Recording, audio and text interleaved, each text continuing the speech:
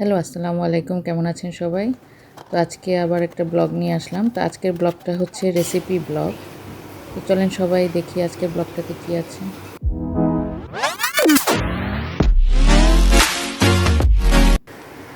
তো আজকে আমি রান্না করব গরুর মাংসের কোপ্তা বিরিয়ানি। মানে এটা গরুর মাংসের কোপ্তা করে তারপর বিরিয়ানি রান্না করব। তো এখানে আমি গরুর মাংসের সলিড যে অংশটা সেটা নিয়েছি 1/2 কেজির মতো। এটা আমি কিমা চপারে চপ করে নিয়েছি। আর এখানে আমি বিস্কিটের গুঁড়া দিয়ে দিয়েছি, পেঁয়াজ বেরেস্তা, কাঁচামরিচ, জিরার গুঁড়া 2 টেবিল চামচ আর লবণ দিয়েছি 2 টেবিল চামচ। এখানে আমি রাঁধুনি কাবাবের মশলা দিয়েছি আর তেল দিয়ে দিলাম একটু, যেন মাখাতে সুবিধা হয়। যদি একটু শক্ত শক্ত লাগে তাহলে এখানে একটা ডিম দেওয়া যায়, কিন্তু আমি ডিমটা আসলে ইউজ করিনি। আমি তেল দিয়েছি, তেলটা দিয়ে আমি মাখিয়ে নিয়েছি। আর এখানে আমি চিকেনের কোরমা রান্না করেছি।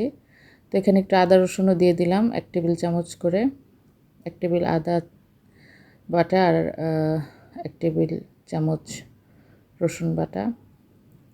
তো আমি এখন কোপ্তাগুলো তৈরি করে নিচ্ছি। আমি হাতে একটু তেল মেখে নিয়েছি, নিয়ে আমি কোপ্তাগুলো বল আকারে তৈরি করে নিচ্ছি, ছোট ছোট বল আকারে। তো আমি এখন কোপ্তাটা রান্না করব। এটার জন্য আমি তেলের মধ্যে তেজপাতা দিয়েছি, পেঁয়াজ কুচি দিয়েছি, কাঁচামরিচ দিয়েছি।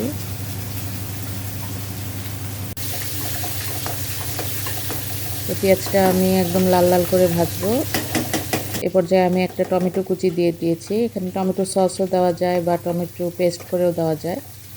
আমি টমেটো কুচি দিয়েছি।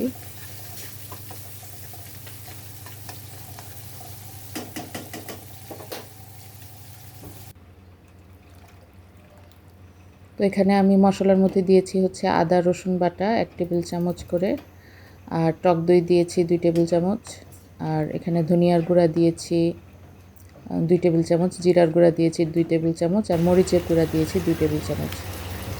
আর আমি এখানে রাঁধুনি যে বিরিয়ানির মশলাটা আছে সেই বিরিয়ানির মশলাটা দিয়ে দিয়েছি, আর আলু ছোট ছোট করে কেটে দিয়েছি।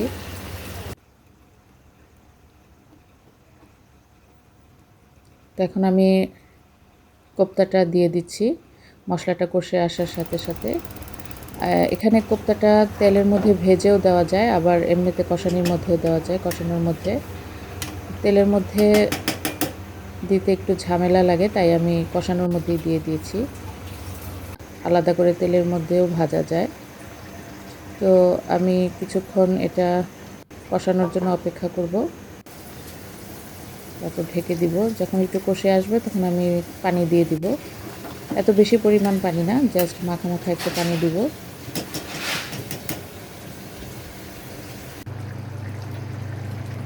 তো আমি এখন ঢেকে দিলাম কোপ্তাটা। ওই যে আমার কোপ্তাটা রান্না হয়ে গিয়েছে।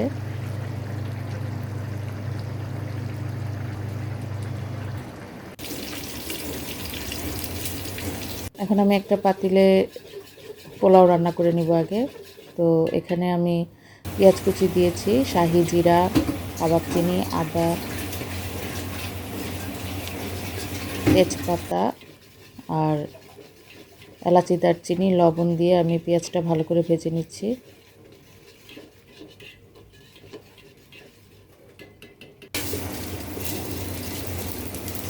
এখন আমি পোলাওয়ের চালটা দিয়ে দিব।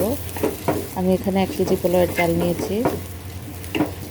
পোলাওয়ের চালটা ভাজা ভাজা হয়ে আসলে আমি পানি দিয়ে দিব পরিমাণ মতো।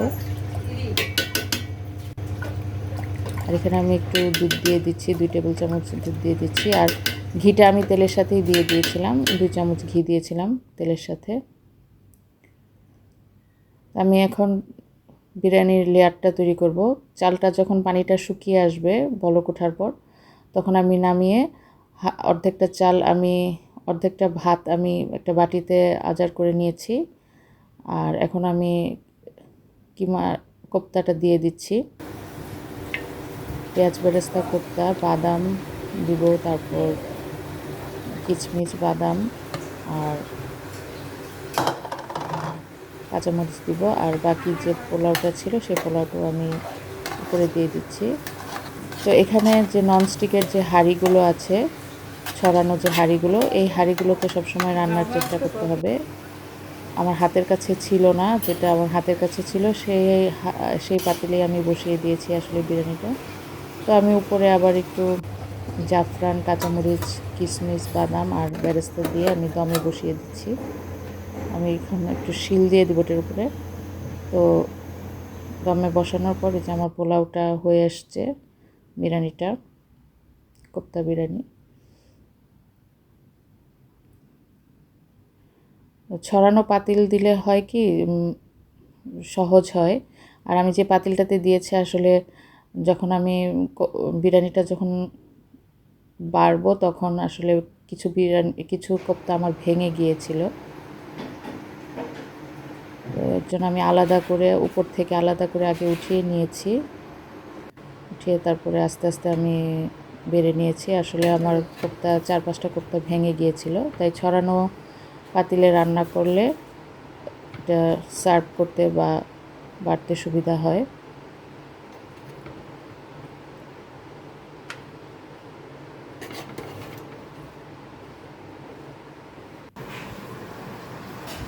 খুবই সহজ এবং মজার একটা বিরিয়ানি রান্না এটা।